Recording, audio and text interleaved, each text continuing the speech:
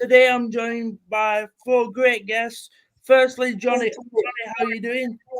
I'm good, mate. Fresh off that nice draw between us on Sunday, Oh, so we don't shouldn't we mention shouldn't be that. falling out anytime soon. No. And I'm also joined by two new guests today who we haven't met before, Bernard and Jack. How are you doing, boys? You all right? I'm fine, mate. Yeah, glad to be here. Nice to see you all. Jack, what about yourself as well? Ditto. It's a pleasure to make my debut. I've walked around my town centre earlier holding up the shirt, and I am excited to get going. Glad to hear it. We've obviously got a lot to talk about today. It's obviously the international break. England go into this international break 3 wins from 3 in World Cup qualifiers.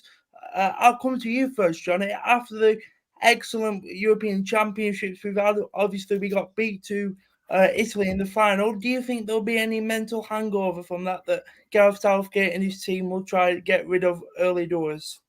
I don't think so. I don't think there'll be a mental hangover. I think the squad just seemed to be a bit different compared to other years. They all seem to be so together, and even though we obviously lost on penalties in the worst way possible in the final, we actually seem to came out of it all right, quite positive, still an upbeat mood. And because this squad is so together, a lot of them are quite young.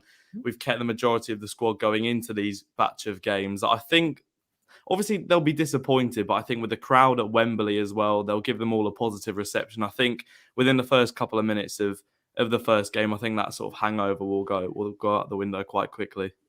What about yourself, Bernard? Do you like the Gareth Southgate regime? I know he gets a lot of stick England fans, but what do you make of the England squad and how it's shaping up going into these next qualifiers? Yeah, I mean, let's face it. I mean, Southgate's a steady Eddie, isn't he? He's a steady hand at the tiller. But I think the thing is with this team as well, there doesn't seem to be any real clicks in it. They all seem to be, as you said, I think Johnny was saying there, they're all sort of together, and there's a lot of younger players, obviously, who sort of seem to have a good laugh and get on with it. Whether I still worry about Southgate when it comes to the crunch, when it comes to the crucial elements of games. It's all right in these games these group games where the teams are not quite as good. But when it comes to those big games like the Italy game, where he sort of just it doesn't give them free rein, he sort of clams up a little bit. And so, yeah, I'm still happy with it. They've got a young team. Sometimes those lads can perhaps work against Southgate a little bit in a way and be a bit more natural perhaps than he wants. But we'll have to see going forward, won't we? Yeah, lads, for those both of you not aware, Johnny will be aware, but I'm a massive Southgate fan. You mentioned there about the lack of clicks within the squad, and I think that's key moving forward for England. We had the golden generation who couldn't perhaps put the differences aside going into these major tournaments. And like you say, we've got a young squad, and going into this next few years, it looks pretty bright. Jack, what do you think on the squad moving forward? I'm very positive about England right now. I think we've got a nice young group who are really coming through and are developing each week. I like Southgate as well. I would sort of agree with the previous statement that Italy final was an England game I've seen before, in terms of it was basically a carbon copy of the Croatian game, wasn't it, from 3 years ago, in terms of we took the lead, we thought, hey, this is nice, we're beating Italy, it's someone good. And then, it all went horribly wrong very predictably. My slight concern with this squad is kind of in the forward areas, to be honest with you. Harry Kane's obviously been on his nice long holiday. Calvert-Lewin's dropped out today. I'm going to really upset Johnny here. I knew this was coming. I'm not the biggest Patrick Bamford fan. I'm sorry. Does that make me a bad person? I don't know. I don't know. No, don't think so. I would have liked to have seen Mason Greenwood start up, because I think he's been pretty good when he's played down the middle for United this season. And just some other players who seem quite out of form. Bukayo Saka's obviously had a dreadful start at Arsenal. It's not entirely his fault. Jesse Lingard barely plays for United anymore. Raheem Sterling's not starting every week for City. There are issues, but having said that, we shouldn't have any problems in these next 2 games, really. Yeah, I think you raised a really interesting point there, Jack, about the personnel that have come into the squad in this particular camp. And I'll just raise that question with you there, Johnny, being a Leeds fan. would you like to see Gareth Southgate rotate the squad a bit and try and see some new faces in this camp? Because really, if we're all being honest here, nobody is as interested in these kind of games as like the tournaments, and that's just the way it is, unfortunately. We probably have qualified for the World Cup, dare I say it. So would you like to see him experiment and maybe give old Paddy a go, considering he scored against his old club Burnley at weekend? I think I know. If by experiment you mean start Bamford every game, then I'm all for that. Honestly, I'm all for it. I think with this squad, obviously. Oh, I think we may have lost Johnny there. I don't know if he's. I'll just quickly put that same question to you. Oh, he's back. He's back. Are you there, Johnny? Did you not hear any of that? No, we lost that. We lost that again, mate. I'll just start this Bamford propaganda all over again. Yeah, no worries. I was going to say, if by experimenting you mean starting Bamford every game, then I'm all for it. I think I was watching his press conference sort of in awe, really, today, Bamford's, sort of like a 20-minute long press conference. And he mentioned, obviously, Calvert-Lewin being injured. He didn't pick Danny Ings, which I was really confused about as well. Yeah. And I thought he's started the season a lot better than Bamford, scored a fantastic bicycle kick and wasn't in the squad, but I wasn't really complaining. But I was watching Bamford's press conference, and I think someone asked him, you've been compared to Harry Kane quite a lot. And it's almost like, I know, I was as shocked as you were, but sort of just saying he's in a similar mould, and Bamford disagreed, but I just would like to see him play a lot. I just think for him to make his debut for England will be fantastic for him and his family. And like you say, Joe, these are perfect times to experiment with this different systems to build up before the World Cup. Like you say, touch wood, we should be okay in the qualifiers. But to experiment, because some people were saying, obviously, put Trent Alexander-Arnold in midfield, or Reece James can play in a different position. As people may agree, disagree, these are the types of games where you properly try and test it. But if Bamford can get his first goal for England, then I don't really care what happens in these games, to be honest. That's all I'm really focused on. Yeah, unlike many Burnley fans, I actually quite like Patrick Bamford. I've spoken to him on one occasion at Burnley FC in the community, and he just seems like a very nice guy. And often footballers are just misunderstood and get pigeonholed into like a certain type of person just because he nearly had an opportunity to have a Harvard degree, for example. I saw you shaking your head there at some of Johnny's comments about Trent Alexander-Arnold in midfield, Bernard. Would you like to maybe, if you were Southgate, would you like to maybe take this opportunity to experiment with an attacking formation, for example, and maybe go for an attacking three-man midfield instead of two sitting midfielders?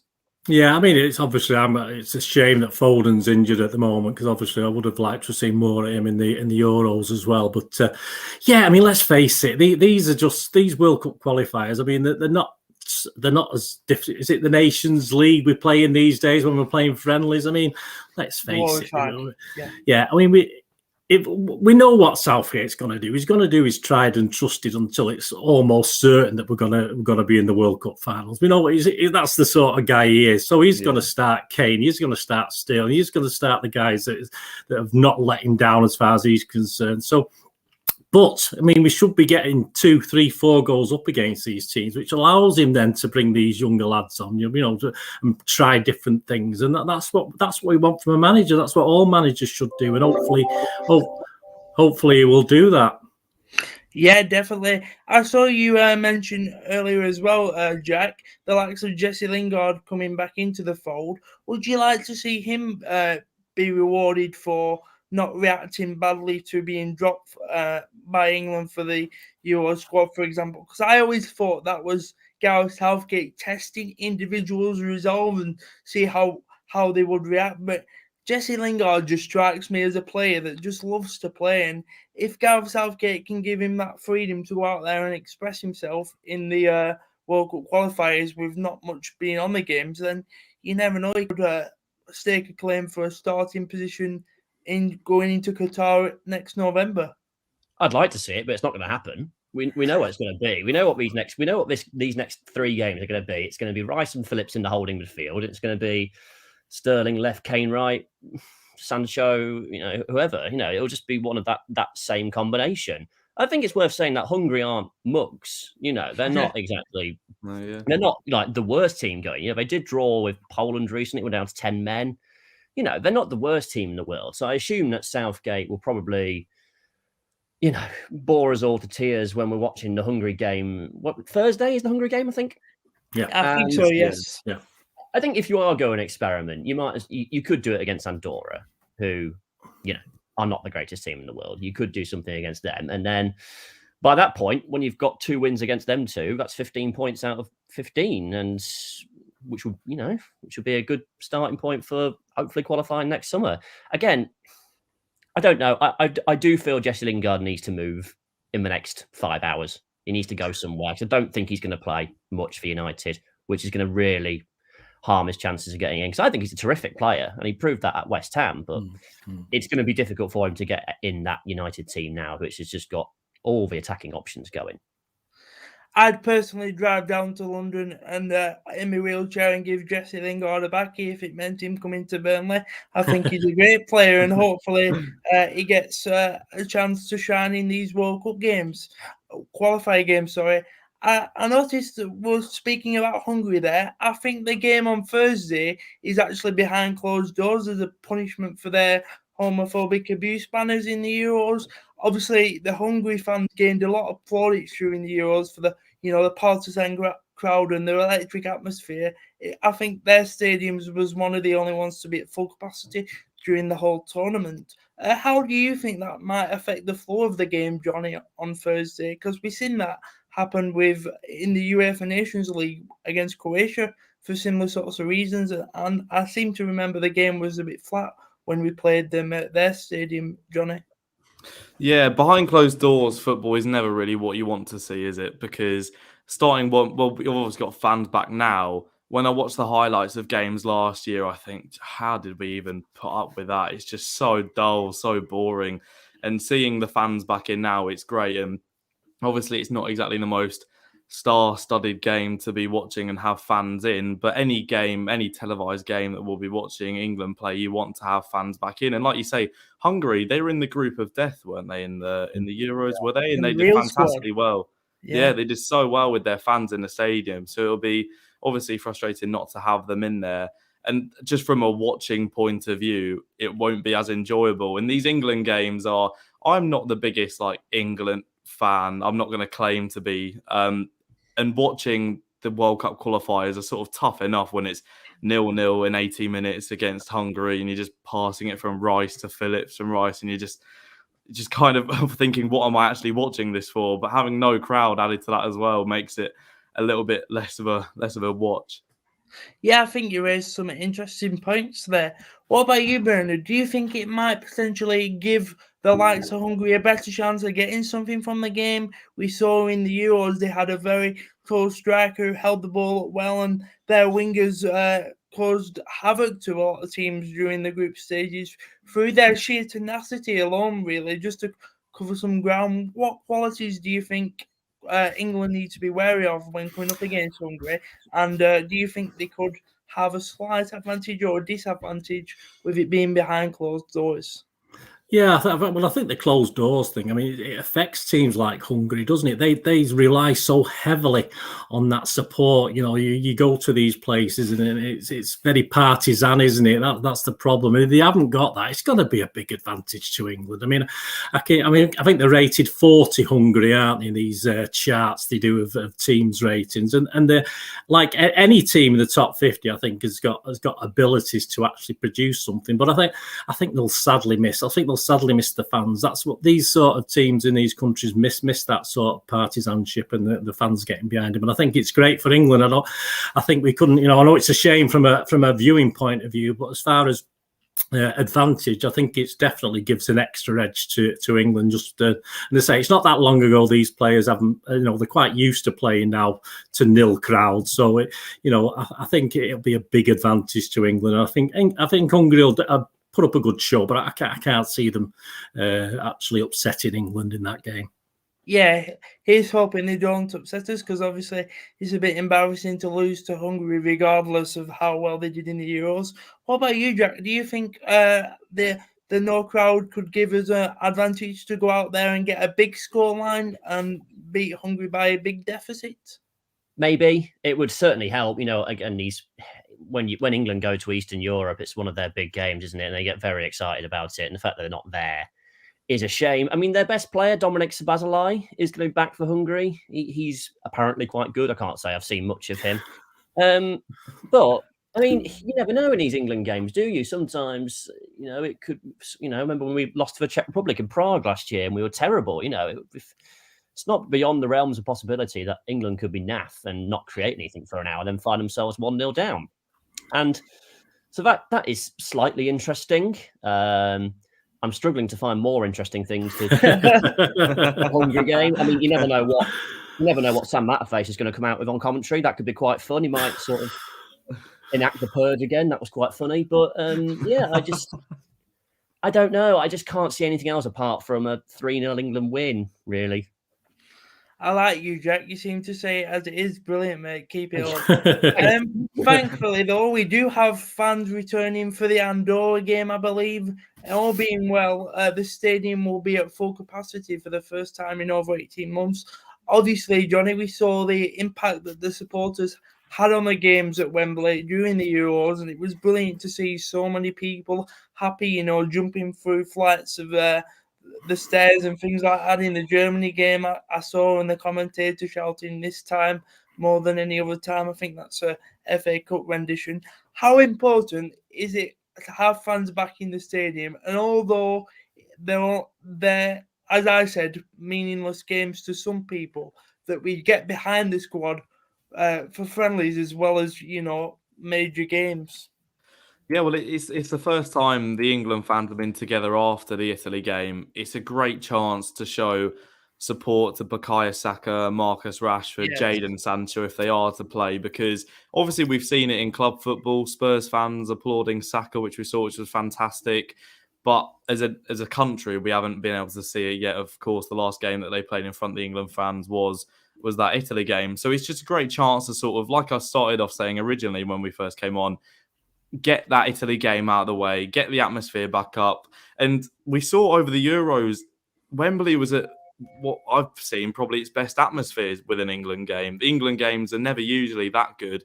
Obviously, it was a major tournament. We were progressing a lot further. But like I said, I think the main thing will be to show support to Saka, to Rashford, to Sancho. And if they can get on the score sheet or do anything in the game, it will do them a world of good for their confidence as well. But it'll just be good for the nation just to sort of get that Italy game out of our minds and start a new sort of fresh start, if you like. Yeah, I totally agree, especially on the comments about Rashford and Saka, and Mings as well for his if he overcomes his broken rib, supposedly giving him some support as well for his words on mental health and speaking out against racism. We've got some really good individuals in that squad, and how pleased are you to see Bernard that they're now going to be getting the support and adulation they deserve. Wembley these days under Southgate, especially in the tournament, is actually becoming a bit of a fortress. I mean, Southgate previously said that under the initial stages of his regime, there was apathy where people were throwing paper aeroplanes to pass the time. I once went to an England game and I couldn't wait to have a McDonald's on the way home. That's how bored I was watching the game. But it's very different now. What are your thoughts on seeing Wembley at full capacity against Andorra? Yeah, well, I'm not sure. Have they actually sold all the tickets for the Andorra game? I'm not sure. I'm just making an assumption there. Yeah, but I presume it'd be, they're at least allowed to have full capacity, let's say, then, shall we? Yeah. I mean, that's the difference, isn't it? I mean, let's face it. We know England at Wembley. It's not been fantastic over the years. Let's be honest about it. But I mean, we remember the Euros back in the 90s and these Euros, and the atmosphere was tremendous. And there's a possibility that we might not carry that over into these sort of games, especially against a team like Andorra, which will be such a shame. And but as I say, the thing is, if the players are up for it, the players go for it. for it, then that'll lift the crowd anyway. It doesn't take the crowd to lift the players. It's a bit of both as well. You've got to have the actual players actually, play that. This is why I want Southgate to be a bit more expansive in what he does. If he can get those classy play, get the Grealish playing, get the movement, get the fans up for it, and that's all part of. But if he goes back to his normal basic 11 against Andorra, I mean, why bother? Let's have a bit of excitement. Let's give the fans, if they are a bit quiet, let's give the fans something to cheer. And obviously, they both feed off each other, in my opinion. Tell you what is different, Bernard, Patrick Bamford. That's who's different. Tell you what, if we're playing Andorra on Sunday and I see Calvin Phillips and Declan Rice in that team, I think I'm going to scream. Can I give you some Andorra facts? Yeah, go on, Jake. Go ahead. They are 186th in the world. They have won 1 in 26. Their captain is a man called Ildefines Lima. He is 41 years old. He has played 130 times for Andorra and he's scored 11 goals, which makes him their top scorer ever. He's centre-back. And basically, they're not very good. They've scored 3 goals in 12 games. And they're not quite San Marino levels of bad, but it's a game that England should win. I'd say what will be interesting. If Jadon Sancho and Jack Grealish, I think they were 2 of the sort of nation's sweethearts in the summer, weren't they? And everybody wanted them to play more and everybody wanted them to start. I don't know about Grealish now. He's probably on the back burner now. He plays for us, so he probably. Well, this Now that they've got their big summer moves and they play for big glamorous clubs rather than naff Aston Villa or Borussia Dortmund, I wonder if they'll start more now. That'll be quite interesting. From your Andorra facts there, it seems like I could win the game on Sunday. I'm going to put my name forward and give Gareth a go. Give it a go, absolutely. Yeah, definitely. Villa Park is a bit of a fortress, Jack. I will agree. Do you think England can utilise the support to their advantage and do the same at Wembley? Or well, I once went to the only time I've been to watch England at Wembley was when we beat San Marino 5-0 and Roy Hodgson was in charge. And it took England half an hour to take the lead for a dodgy Wayne Rooney penalty.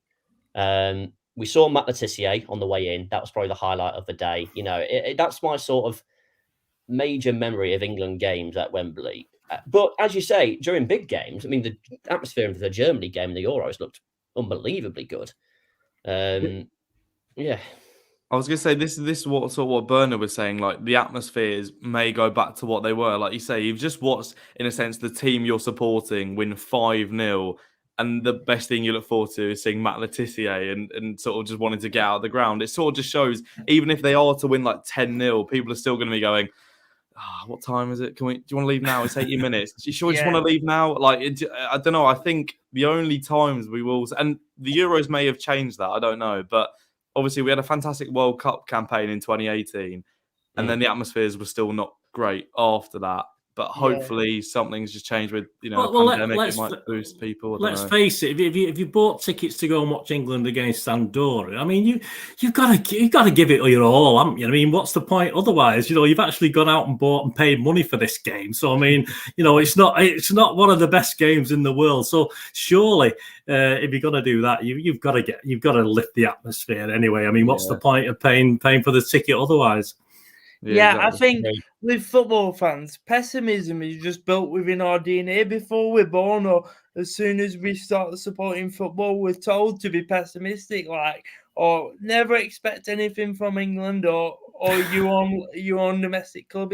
It's quite funny how we just return to default and be pessimistic. But I think there's a one. Sorry, Jack. Sorry. I was just going to say, I think that is turning now. I do think that is changing now after we've had such good tournaments previously. What will really make it go back to that is if we get to Qatar now, because I think there are expectations now in Qatar that we could actually go and win that thing. Because I think that's going to be quite an open tournament. I think because obviously no one really knows what to expect of it. It's a Winter World Cup. We've got a few young players. If we get knocked out in the second round to that. The USA or something, that's gonna really bring the atmosphere. So I think we need to capitalize on this now and really, And in terms of the players as well, we've got a real good blend of youth and experience with that. It's a Jordan Henderson who's just signed extension at Liverpool today, really playing lots of high-profile games and got like 200 of them under the belt. Foden, James, etc. One of those people that gets a lot of good presses for his abilities, Mason Greenwood, but he's not been in the squad this time around. And there's actually talk of him switching allegiance to Jamaica. I don't know if you've seen that, Johnny, and what do you make of that? Should he stay or should he go, as the class say? I haven't seen that news. No, I think he's been unlucky not to get into the side. A bit like Danny Ings has started the season really, really well. And was he named for the Euros in like the Yes, he was. 33-man preliminary squad and then went out? Or was he injured? Or was it? Yeah, he was named. I think he got injured and decided to stay home. I think he sort of realised that he would be on the fringes this time around. But yeah, a lot of English-born players are switching allegiances to the likes of Jamaica and other countries as well. Yeah. Do you think Mason Greenwood should do that, or should he stick to his roots and be patient here and see what happens? Because I think Southgate does like him. I'll come on to that in a moment, but I'll get your thoughts first. No, yeah, I think as much as I say he's obviously played for Man United, I don't really like him, but as a footballer, he's got potential in this side. I think he could really do well in this England squad, and I think if he sticks it out a bit, he could be put into the squad. I don't really know what Southgate's reasoning was for him not to be put in there. He sort of did a thing where it was like, oh, he's on our minds, he's in our thoughts, he's on the fringe of getting in, but he's not there at the moment. I can't tell if what happened with, was it him and Foden in Iceland like last year, has got any effect on this. But then Phil Foden's been chosen and actually got into the Euro squad as well and started a number of games in that tournament. So I don't think that's got anything to do with it. I think England just do have a lot of attacking talent in those wide areas. Now Jack Grealish is playing for Man City. He sort of gets a bit more of a boost now. And I just think with Greenwood, he should stick it out a bit. But if he's not getting the opportunities, he's a fantastic young player. He's doing so well in the Premier League. Then you probably can't really blame him for switching. But he won't have as much success as if he goes for England. So I wouldn't blame him either way, to be honest. Yeah, like you say, I think Southgate, I read today, is monitoring the situation with him. He knows Southgate has said Greenwood himself does want to play for England, and he's spoken to his family members and his club. And he said, Southgate, I think as well, he wants some of the younger players who are perhaps on the fringes of the squad to get more games under the belt domestically. I know it's hard for you, Bernard, being from the blue side, to talk about Greenwood, but do you rate him as a player and see him as a future England international, maybe even as a lone striker, rather than the winger that he is now, somebody who may replace Harry Kane? Well, I think the problem with any young United player is as soon as you play a couple of games and play okay, all of a sudden the world beaters and they're expected to make every squad. And I think Greenwood has just got to do a little bit more for me. And at the end of the day, if Southgate takes him to one side or brings him up and says, look, you're in my plans for the future, blah, blah, blah. I mean, why would he consider going to play for Jamaica or anybody else? At the end of the day, he's got to believe in himself that he can get into that England team. That's what players, you have to think you've got the ability to do it. So I'd be disappointed if he does move. But as I said, it's very early days. But I say the media build these guys up that they think they should be playing, and it's not quite right, I don't think. And I think there's plenty of time, and I think if he jumps ship now and goes, it'll be very, very, a bad decision for him. And I think if Southgate should be able to pull him to one side and have a word and sort that out and make sure that, you're there in my plans for the future. Just keep progressing, just keep on playing, keep on doing what you're doing, improving, and he'll be in that England squad if he's good enough. Yeah, again with you, Jack, I know it's a bit of a touchy subject, but one of your former players is actually probably situated in his position for England in Jack Grealish. Do you see somebody like Mason Greenwood overthrowing Jack Grealish's position, or like the lads have said, should he bide his time at the moment and get in there when he can? I think he's terrific. I think he's a really, really good player. And he's only, 20, 19? He's got plenty of time yet. And I think he's a really good finisher. He proved that with the finish against Leeds. Sorry, Johnny, and the finish against Wolves at the All right. weekend. It's okay, here's what it is. But no, I think he's got bags of potential. There is plenty. I don't think we need to panic yet. I really don't. But I would have. It does seem a bit strange that with Calvert-Lewin's dropped out and we've not had anybody replace them. I do think we are slightly light up front, and I think it would have been an ideal choice to have Greenwood in. One thing I would say about Greenwood that slightly concerns me is this Cristiano Ronaldo transfer, which would go one of two ways. I think. Yeah, I mean, if you look at the positive side of things, what better role model is there to play with than Cristiano Ronaldo? But I do think Greenwood's best position is down the centre. And I think Ronaldo is going to want to play pretty much every game down the centre. So how often is he really going to play there this season in the big games, which is where you want him to have experience, because that's where England struggle sometimes. Yeah, I do think the future is bright, though, for the likes of Greenwood, and time will tell what happens with him. But I definitely think, from a personal perspective, he should bide his time with England. And in a few years' time, when perhaps Harry Kane retires from international duty to do a Jamie Vardy and save his legs for domestic competitions and leagues, then Greenwood, for me, could lead the line, because that does concern me ever so slightly that after Harry Kane, where are we going to get the goals from? Like, Dominic Calvert-Lewin is a good player, but he doesn't have that aura about him that Harry Kane does, where he could be anywhere, stood on the pitch, and something could happen. But away from the pitch for a second now, Gareth Southgate has said that he's not going to get involved in discussions such as vaccination promotion going forward, because he said, quite interestingly, he received more stick for doing a government promotional video on the vaccine than actually losing in the Euros 2020 final versus Italy.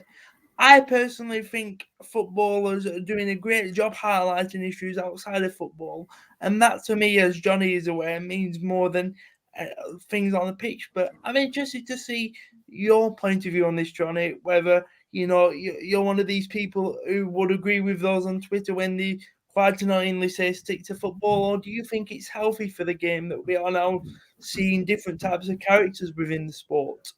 I think it depends on what they're trying to promote. Obviously, with the Black Lives Matter, the racism stuff, we can all agree that what they're doing on the pitch is completely fine, and they're promoting a fantastic cause in a sense to, stop racism in football and in the world. That's absolutely fine. I'm not one of these people who's anti-vax these conspiracies. There are people who think that, and obviously there is, in a sense, potentially a right or a wrong in some people's minds. That's not a case with racism, if it's right or wrong. Which is where I think with the vaccination thing, maybe it's a bit like, I don't think you'll see anything like that. Like, people take the knee at the beginning of the game for racism. I don't think you'll see like a vaccination thing on before kickoff, anything like that. I don't think we'll see anything like that.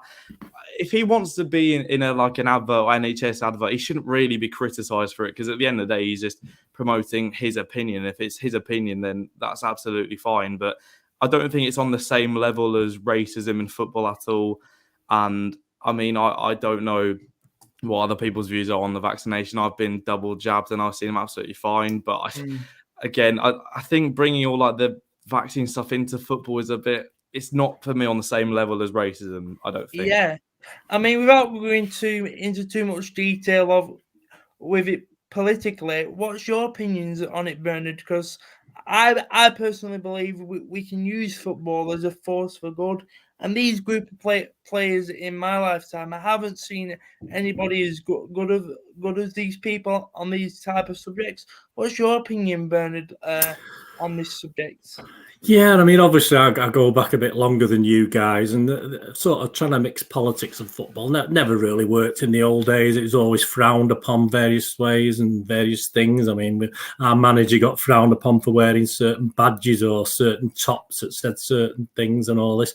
And it is this line, isn't it? As Johnny was saying about the racism, everyone can get behind stuff like that. But I mean, I've been double jabbed as well, and obviously, but I saw, you know, at the end of the day, I can see both sides. Yeah, I mean, it's a choice issue, etc. So obviously, it's going to upset people if someone's promoting it. But at the end of the day, it's also to protect other people. So I mean, it is so difficult, and the trouble is people's opinions now in this country. It's so divided. There's no real. You know, there's no in between, no middle ground, is there anymore? People are either one thing or the other, and that's the problem. So they have to be very careful, footballers and managers, when they start getting behind these campaigns, because, as I say, certain people will frown upon it. But it's such a shame that it is. But and sadly, that's the society in the country at the moment that we're living in. That's just how it is. But we do have to be very careful, I think, with the people doing this. And but everyone should have their own choice. But again, there's limitations as well. You know, you say that, but you still would like people to protect other people by doing certain things. But hey, that's how it is. That's life at the moment. Absolutely. What's your thoughts on the matter, Jack? What do you think? Should politics be kept out of football, or does it have to be a balance to it?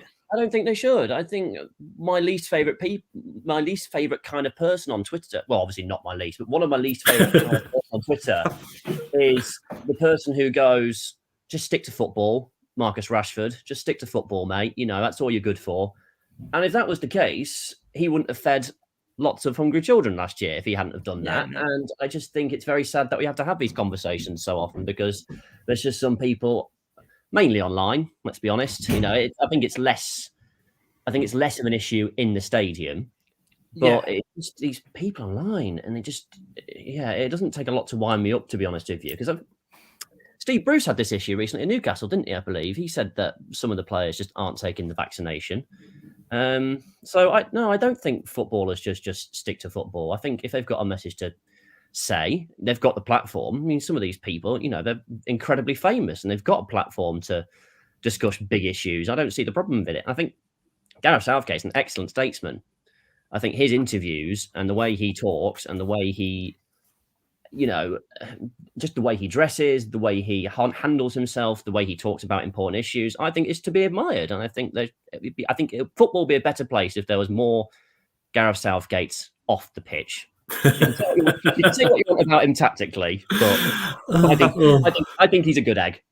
Yeah, I totally agree. If I could, I'd get Gareth Southgate's face put up somewhere in my room as like a mosaic to pay homage to that wonderful human being. But another subject away from the pitch itself, England are considering perhaps doing a U-turn on their 2030 World Cup bid and opting for a 2028 Euros bid or 2032 Euros bid instead. What's your thoughts on this, Johnny? And do you think it's the right decision? To be honest, as long as we get one of them, I don't really mind, to be honest. I think in a sense, we kind of forget the Euros that we just had. Effectively, our games were held in our country, apart from one, I think, was it? I think majority of the games were at Wembley, and it was fantastic for the country. And this was during a pandemic, during a really tough time. So I think any of them that we can get would be fantastic. Look, the World Cup is deemed to be a bigger tournament than the Euros in some people's eyes. I would tend to potentially agree with that. But I think if we could get either of the tournaments, I think it would be fantastic. One of the things that obviously comes with it is we see, obviously, with Qatar, with people trying to build the stadiums and stuff like that, and people dying as a consequence of it. You don't want to see that at all, and we don't want to put the country into some sort of financial crisis either. But if it can be done safely with people's best interests at the forefront, then I think getting any of the tournaments would be fantastic. Yeah, definitely. I totally agree there. What about you, Bernard? Are you a World Cup man or are you a Euros man, and which would you like to see more? Well, I must admit, I was a bit very, very disappointed. I mean, if you look at that England-Italy game, I only saw snippets, but obviously I don't want to see that sort of violence coming into things. And that's the sort of thing that will probably put in jeopardy any hope of us doing something like this in the future. Yeah. And it's sad. I mean, after this 18 months of fans not being able to get in the grounds, there is a sort of tendency to some of the thug element seems to have arrived back. It's never really been as big a problem in the Premier League, but obviously to see it international, see Italian fans not able to leave the ground without getting jumped on. It's absolutely, that to me, we don't deserve it based on that. We're going to have to prove ourselves that we can actually, where we can rise above that and be better. And I think in the next 2 or 3 years, I think around this the football, our grounds now in the Championship or the Premier League, whatever it is, we're going to have to start sort of realising and sort of getting on top of this, because I can see it sort of coming back into our game a little bit. And I'm not very happy about it, to be honest with you. I don't think we really deserve anything if that sort of thing is going to happen. As I say, I saw bits on the internet after the Italy game, and it was horrible to watch. And I'm sure it was only isolated people, but I mean, I watched about a 5-minute video, literally, of Italian fans just being attacked as and when they came out of tunnels. So I'm sorry, I don't think we should even be considered for anything unless we sort of get a grip of this, to be honest with you. Yeah, definitely. I concur with everything you've just said there, and I'm sure you agree with all that, Jack, I presume. Well, it's difficult to add anything else because it's so right. I think that's, it doesn't matter which one we go for, the Euros or the World Cup. We're not going to get either, are we? Let's be honest. After what happened in that Euro final, it was very embarrassing, really. I know that we have lots of lovely stadiums and we have the infrastructure and we have the, obviously we love football. But, you do think, England fans, they are better now. And but you still see pre-pandemic when, was it the Nations League final and semi-final in Porto? I think it was. And they roughed up the square there and stuff. It's just, they've got a really bad reputation. And I don't think that's going to change anytime soon. And when it comes to voting in the World Cup, if you're going to look at other countries rather than England, they're going to think, well, look what happened in the final of the Euros. It was an absolute disaster, really, wasn't it? Let's be honest. I think it's very difficult, really. Yeah, we'll see what happens on that subject. But on to a more positive note now. Safe standing seems to be seemingly about to return before the end of the season. Obviously, I can't take part in that, but what do you think on the subject, Johnny? Do you think it's a good thing for football to see the return of safe standing in a good manner? Yeah, no, I think it is. I think, obviously, I'm not too sure about other grounds, but when I'm at Leeds in the Cup, you are standing when there are just, every area is a sitting area, really, isn't it? But your away ends, people stand in. There are obviously some grounds, some stands in every ground. The people stand in, and it brings a bit more of an atmosphere for me. I was sat a couple of weeks ago against Everton. The only ticket I could get was in the family stand, and it was sat down, and I was like, I'm looking at the South stand and the Cup, and I'm thinking the atmosphere is just a lot better. Somehow, just by standing up, it makes you just feel a lot better about the game and the atmosphere. So I think implementing that, and obviously the key word in it is safe, as long as it is safe for everyone and nothing like what we've seen before happens, I'm all for it, really. Obviously, there are going to be some areas in the ground, like I mentioned, there are family stands in, I presume, every ground. You're not going to want to take your 5-6-year-old kid, putting them in a safe standing area and what you would call limbs, on them. So there obviously have to be areas that are still seated, but your main standing areas in grounds, I'm all for putting safe standing in. Yeah, brilliant. I totally agree there. I do believe it adds an extra, jovial atmosphere to the proceedings. What about you, Bernard? We've got them at the Etihad. We've now got a safe standing rail seats in the south stand, which spread all across the bottom tier now. Which I wouldn't say in the first couple of games we played, the atmosphere has been pretty good. Norwich and Arsenal, it was very good. I wouldn't say it was anything better than it was last season, where we could stand up. And we were allowed to stand up, even though officially City still say we can't.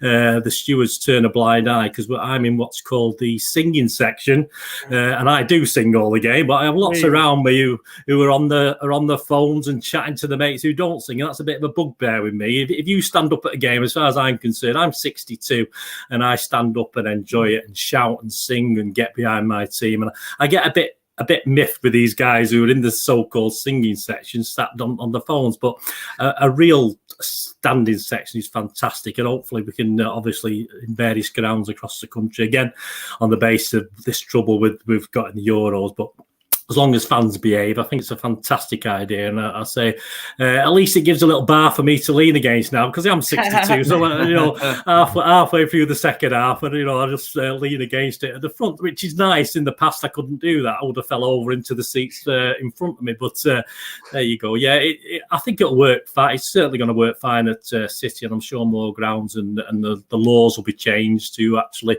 hopefully bring this rail seating in at every ground, and certainly in the Premiership and the Championship.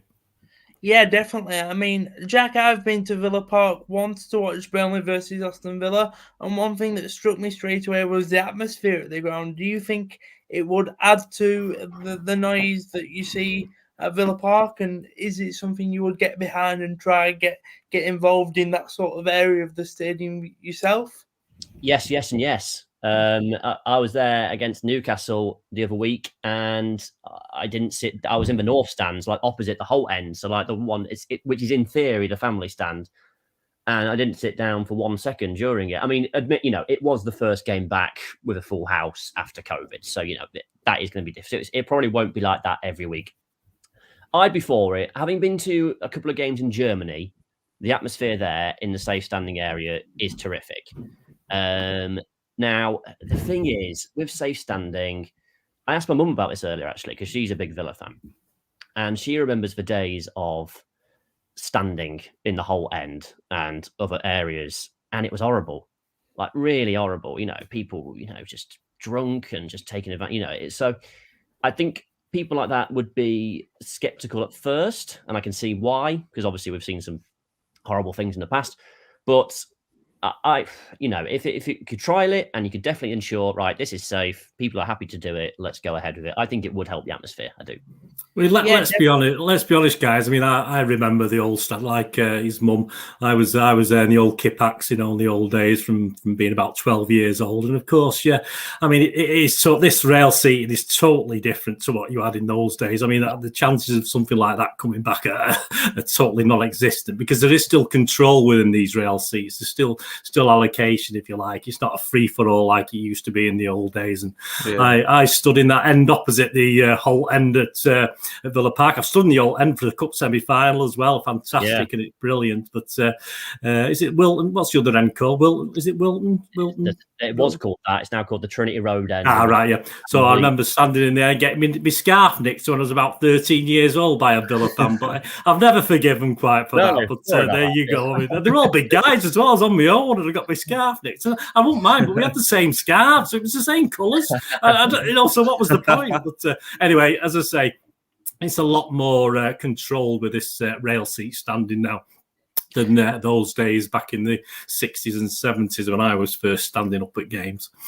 Yeah, definitely. I mean, I go to the football and I feed off the atmosphere more than results. Half the time, that's just me as a person. I love the atmosphere at gigs, events, football, whatever you want to call it. So anything that can improve that, I think I'm all for it.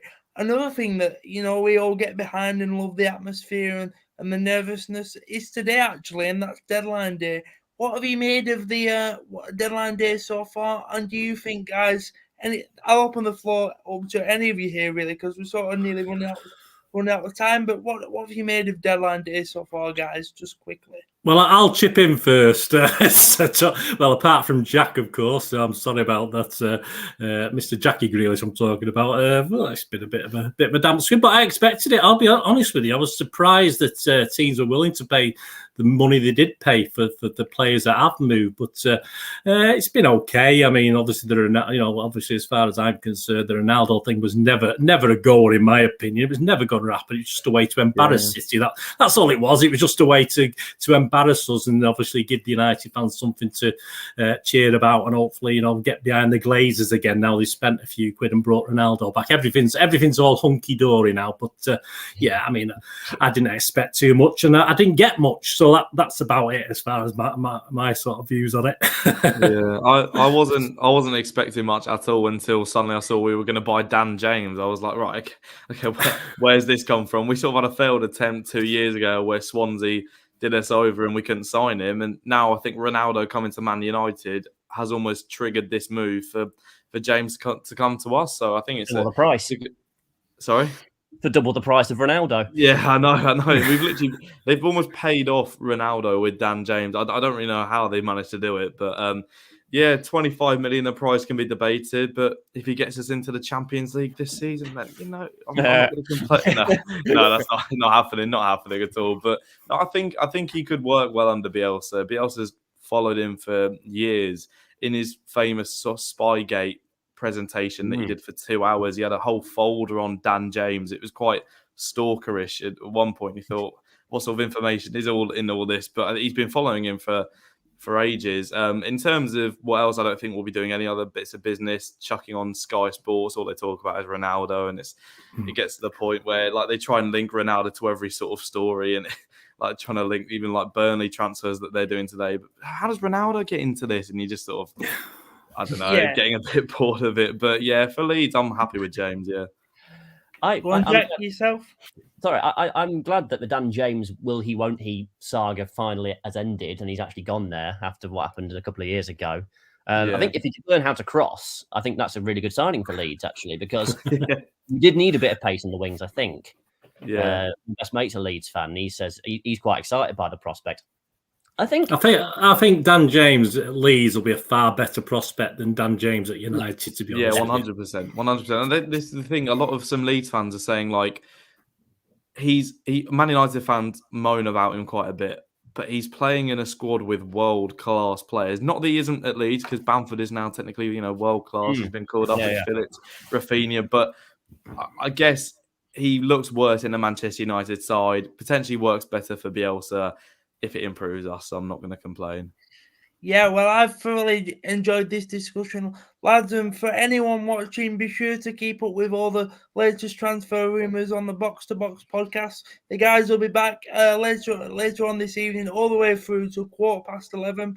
But for all your latest transfer news, so be sure to keep glued to your screen on Facebook and on YouTube. But for all the guests on today, I just want to say thank you, lads, and I've really enjoyed it, and look forward to seeing you again next time. Cheers, lads. Yeah. Cheers, lads. Thank you. Thank you very much. Thank you, guys. Cheers. Bye-bye.